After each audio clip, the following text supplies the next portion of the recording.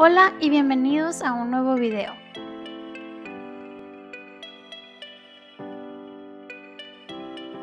El objetivo de este video es hacer un scroll vertical en Figma App.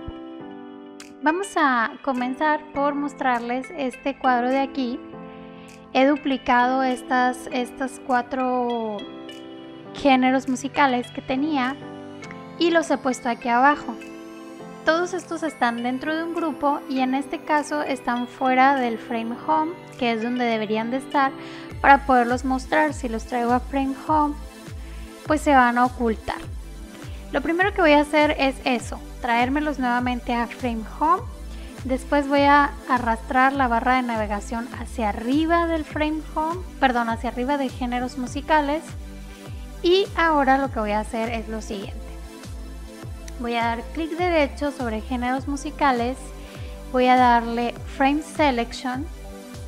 Lo que va a hacer es que me va a crear un frame exactamente del tamaño del grupo que ya tenía. Y a este frame le voy a poner el nombre de géneros musicales. Una vez que ya he renombrado el frame, lo que voy a hacer es configurar la altura del frame. Voy a seleccionar el frame y voy a seleccionar hasta qué altura va a ser scroll este frame. Yo lo quiero hasta aquí para que se note todavía un poquito abajo de la barra de navegación el contenido que está hacia abajo. Y listo. Ahora me voy a ir a prototipo.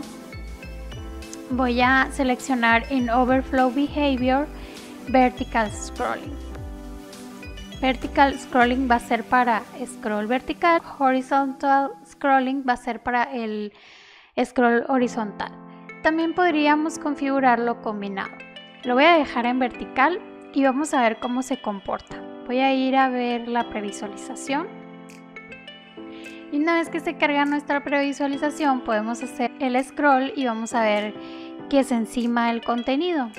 Así es que me imagino que así no lo queremos, ¿no? Me voy a regresar nuevamente a mi prototipo, voy a seleccionar el frame géneros musicales y voy a ir a diseño. Aquí voy a seleccionar la opción que dice Clip Content. Este Clip Content lo que hace es ocultar todo lo que está fuera del frame. Así es que me voy a regresar nuevamente a ver la previsualización. Voy a dar scroll y ahora sí se comporta como yo quería que se comportara.